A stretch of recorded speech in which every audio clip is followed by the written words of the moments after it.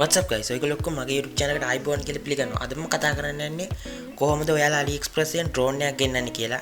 drone එකක් නිවැරදිව custom එකේ නවතින්නේ නැතුව එයා ගෙදරටම drone එකක් ගෙන්න ගන්න විදියට order කරන්නේ කොහොමද කියන එක තමයි අද කතා කරන්නේ. එහෙනම් අපි කෙලින්ම වීඩියෝ එකට යමු. අද මම quick video එකක් කරේ මේක දැනගත්තු ගමන් ඔයාලට කියන්න ඕනේ කියලා හිතපු නිසා මම මේ ක්‍රමය follow කරලා තියෙනවා සහ මගේ යාළුවෝ follow කරලා තියෙනවා සහ මම ගොඩක් YouTube channel වල දැකපු ක්‍රමයක් තමයි මේක.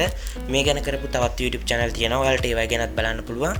මේ ක්‍රමේ තමයි drone එකක් order කරනකොට ඔයා ඒ සෙලත් එක මීට කලින් කතා කරලා මුලින්ම ඒ සෙලත් එක්ක කතා කරලා ඔයා අහන්න මේ drone එක ඔයාට gift එකක් විදියට. ඒ කියන්නේ ඒක gift එකක් විදියට parcel කරලා ඒකේ පිටින් drone එකක් විදියට mention කරන්න නැතුව එවන්න පුළුවන්ද කියලා. සෙලර් ඒක okay කිව්වොත් හරි.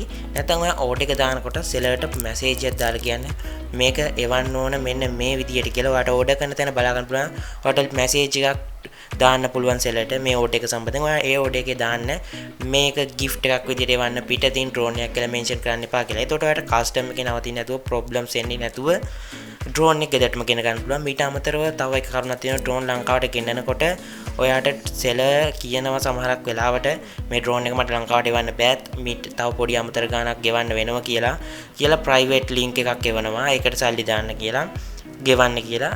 ඔයාලා මේව කියාවොත් එහෙම සෙලර් ඉල්ලන්නේ සාධාරණ මුදලක් නෑ. රුපියල් 500ක් වගේ මුදලක් නම් ඉල්ලන්නේ 1000ක් වගේ මුදලක් නම් ඒක ගෙව්වම ඔයාට අනිවාර්යෙන් ප්‍රොඩක්ට් එක එනවා. ඒකත් අපි අත්විඳපු දෙයක්.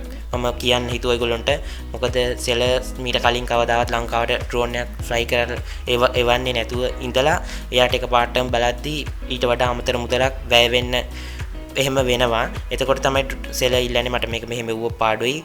මට shipping වලට පොඩි මුදලක් දෙන්න කියලා. එතකොට එහෙම දුන්නම අනිවාර්යයෙන්ම ඔයාලට මේ විදිහට drone එනවා. මම drone ගැන ඊට පස්සෙත් වීඩියෝ එකක් කරන්නම්.